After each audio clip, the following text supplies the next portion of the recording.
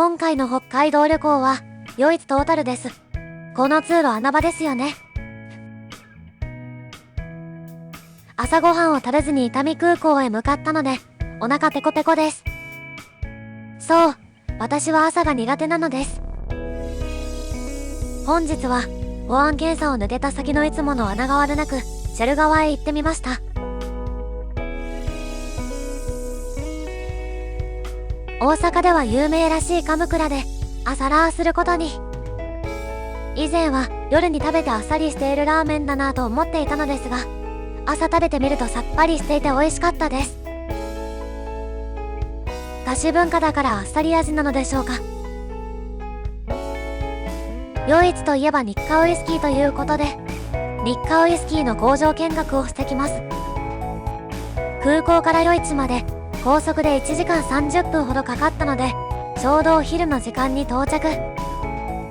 見学の前に海鮮丼ランチします。ここでは5大ウニ食べ比べができますが、シーズンによるので注意です。メニューはイラストより写真の方がわかりやすいかもと思った。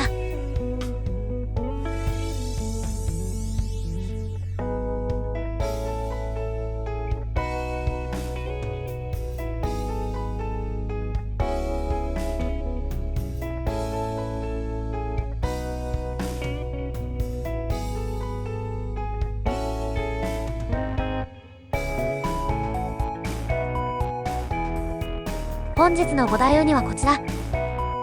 レビューを見るとみんな大きな丼を乗せていたので食べきれなさそうと思っていたのですが、実はこう見えて結構浅いんですよ。お店側としては具材とご飯の黄金バランスがこのサイズとのこと。わかります、バランス大事です。すごい迫力ですね。ワクワクします。なんと焼き海苔とカニのお味噌汁付きです。こんな感じの量で余裕で手に収まるサイズ。これが普通サイズです。ハーフサイズもあります。ホタテの横にあるのは甘エビです。まずは稚内産の紫ウニ炙り。美味しくてまろやか。次はサロマ産のバフンウニに行くか。ユリの花のような独特の風味の強い草あり。私は苦手でした。手巻き寿司風にしていただいてみました。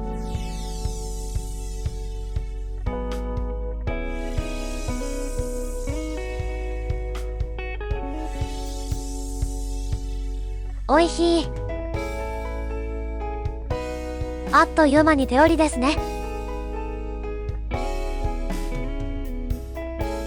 カニのお味噌汁は汁だけならおかわり無料ですよ。お味噌汁もめっちゃ美味しい。ウニ専門店余市や余市実家店から車で3分で余市観光のメイン日課ウイスキー余市蒸留所に到着。ここでは無料ガイドツアーと有料のプラチナム VIP ツアーキーモルトセミナーが行われています。私たちは14時の回で無料ガイドツアーを予約していたのですが、門の中に入れるのは15分前から。私たちはショップなど先に見れるのかと思い40分前くらいに着いてしまいました。かろうじて見学者専用の無料駐車場には入れましたが、門の中には入れてもらえませんでした。見学なしのショップとレストランだけ利用の方は入り口が違うようですので注意。受付を済ますと運転者は見えやすいところにシールを貼ります。ウイスキーってどうやって作るか知っていますか？あの香りはどうやってつけるんだろうと思ったことがあります。製箔の時に使われるピートと呼ばれる、いわゆる土が香りの正体らしいです。麦汁を作る際はメロンくらいの糖度になるそうです。麦茶に砂糖をたくさん入れたような味らしいです。ここでホップを加えるとビールに蒸留するとウイスキーになります。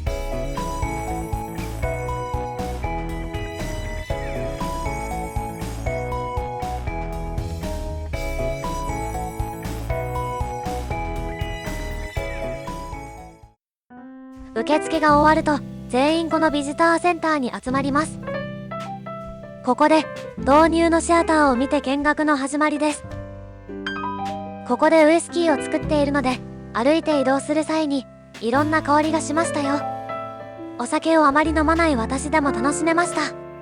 オーディオガイドで英語対応もしているみたい。これが香り付けで使われるピートです。植物が枯れた後、長い年月をかけて炭化し堆積したものです。1000年で15センチしか育たないそうです。ウイスキーの原料である大麦を発芽させ、乾燥させる際にこの土、いやピートを下から炊いて香りをつけるわけです。しかし、現在ではウイスキーの需要が増したため、香り付きの清爆を海外から購入しているそうです。この独特な形はポットスチルという蒸留機です。1回の蒸留でアルコール度数が 8% から 20% に、2回目の蒸留でアルコール度数が 63% の無色透明になります。職人さんが1日つきっきりで管理をしています。すべての見学が終わると無料試飲タイムです。ブラック日課のイメージキャラクターでおなじみのこのおじさん、実は19世紀末存在した伝説的なブレンダー、ウィリアム・ P ・ローリーさんです。もしすすきのの交差点でこの話を思い出したら、上を見上げてみてください。ここでは運転者はソフトドリンクをいただけます。本場のスコットランドの方から言わせると、ウイスキーの香りを楽しむために常温で飲むのが通らしい。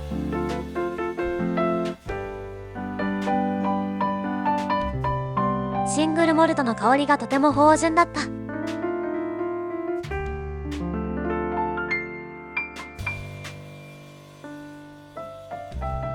私はアップルジュース。工場以外は自由行動です。この日課ミュージアムは予約不要で入れますよ。奥には有料テイスティングバーがあります。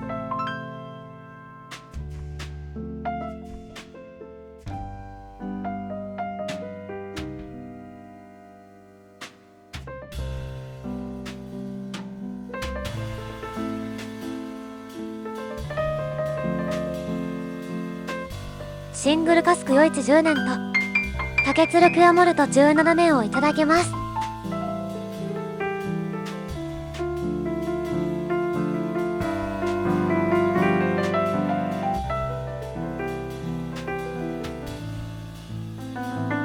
重厚で深い味わいだったそうです。さらに奥へ進むと、日本ウイスキーの父である竹鶴正隆の物語を知ることができます。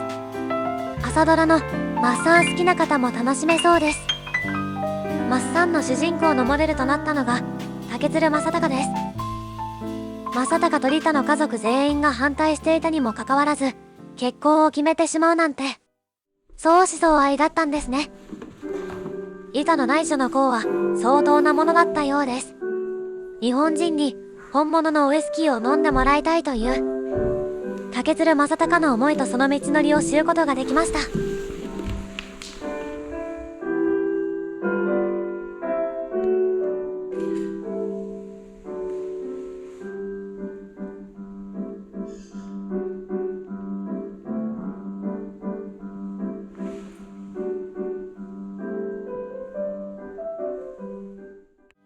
敷地内にはリタズキッチンというレストランが入っています。スコットランド料理や北海道の食材を使った料理とウイスキーがいただけますよ。とっても美味しそう。海鮮丼も良かったけど、ここでランチしても良かったな。大きなポットスチルが目印の土産どころでウイスキー買ってきました。さて、本日のお宿のある小樽へ向かいます。商工会議所。そうなんです。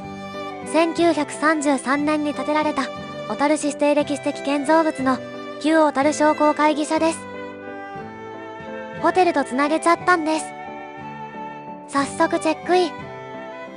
駐車場は隣の提携コインパーキングを850円で利用可能です。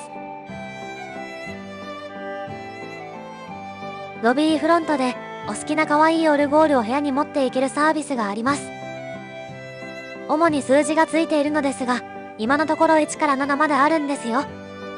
数字が大きくなればなるほどサービスの幅が広がるようです。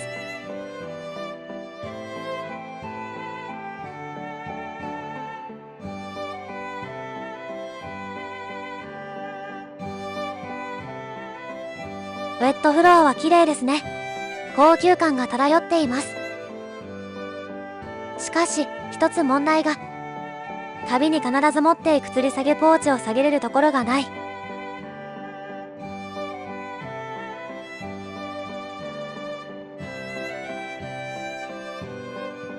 シャワー付き。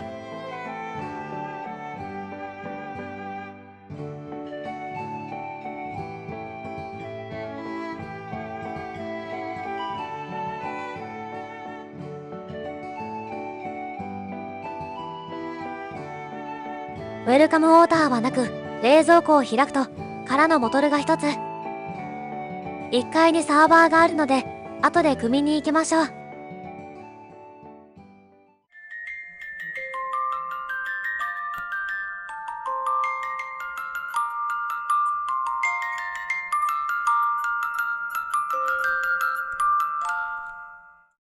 皆さんはコンビニでお水買ってくる派ですか？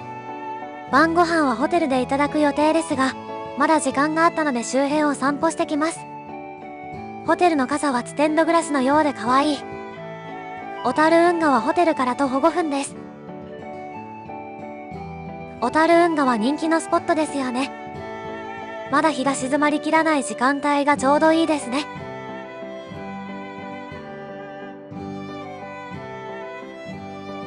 小樽運河を見た交差点を渡ると、小樽で抜き工事があります。古き良き時代の小樽の街並みを再現したエリアのようです。飲食店が20店舗ほど入っています。この日の見油は登ることができますよ。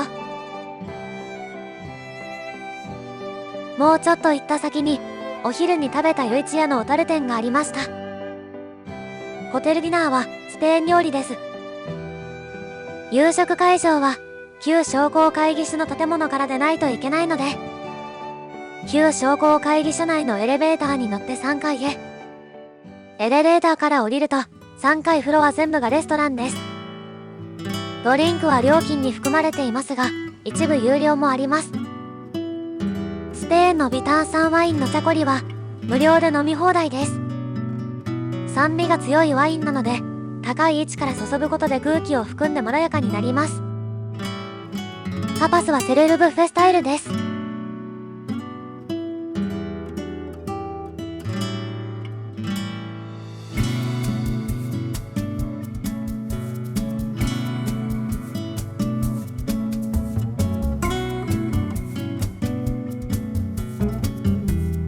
うまし。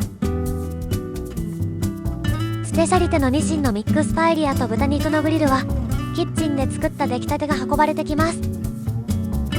なんとメイン料理が2つも。ニシンは骨が多いので嫌がる方も多いと思いますが、ソフトスチーム加工で骨を気にすることなく美味しくいただけます。こんなにふかふかで美味しいニシンを初めて食べました。パエリアはこれを2人でシェアでなく1人前です。美味しい。デザートもセルフでおかわりし放題です。商工会議所の建物はとてもノスタルジック。夕食と同じ会場で朝食です。スペインにインスパイアされたスパニッシュな朝食ビュッフェだそうです。おすすめはたっぷりの具材で作るスパニッシュオムレツとスペインの定番スイーツのチュロス。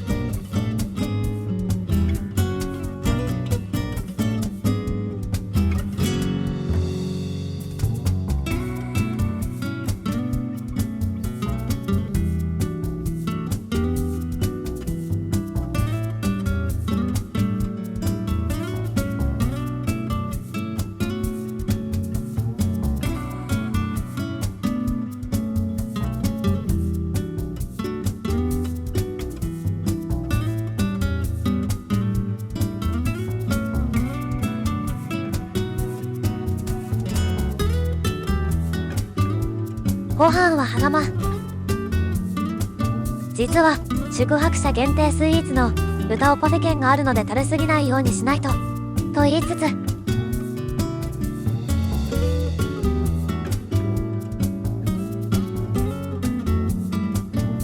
スパニッシュオムレツと片タルーニャ名物のパンコントマテ美味しかった。パンにニンニクと完熟トマトを塗った初めて食べる食べ物。生ハムの塩味が効いてさらに美味しい。重そうに見えて軽く食べれるオムレツ。私の大好物のチュロス。砂糖はついていませんが、生地に砂糖と有塩バターが入っているのでチョコをつけなくても美味しい。ここからは小樽観光です。ホテルで宿泊者全員もらえる朝パフェチケットをいただいたので行ってみます。小樽で人気のルタオのパフェなので期待大ですね。オモ5小樽は境町通りに面しているので道沿いに行けば小樽でよく見る観光地へ行けます。至る所にレトロな建物がたくさんあります。オモ5小樽から徒歩10分で到着。1階はショップとテイクアウトコーナー、2階はオープンキッチンがあるカフェがあります。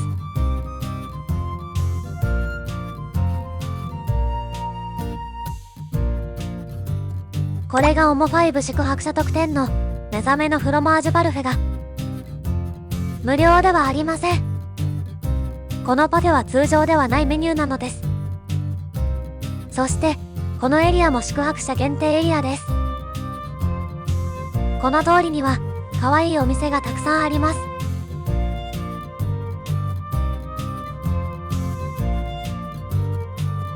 スヌーピー焼き美味しそうです。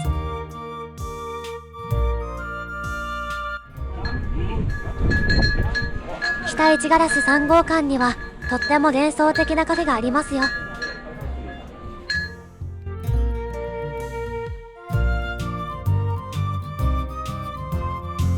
石油ランプがいい雰囲気を醸し出しています。この辺にはコンセプトの違うルタオがたくさんあります。さらに進むとラスボスのルタオ本店が待ち構えます。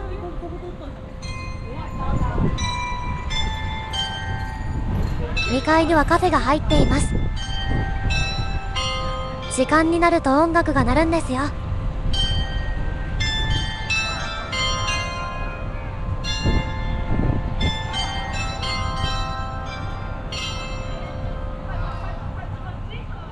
ルタオ本店と小樽オルゴール堂本館までがとりあえず定番の観光ルートなのでぐるっと違う道から戻るようにして別エリアへ行ってみます。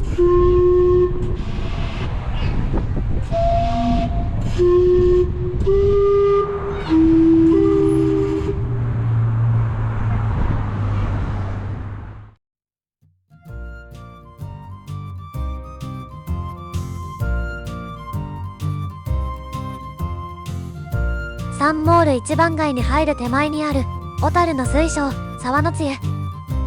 明治44年から続くお店です。水飴を使用せず砂糖のみの甘さで着色料や保存料などは使用していません。味は昔懐かしのマイルドで舌触りが気持ちいい飴ちゃんでした。サンモール一番街にあるビアホール。小樽のローカルフードであるあんかけ焼きそばやお店伝統のデミグラスソースがかかった料理がいただけます。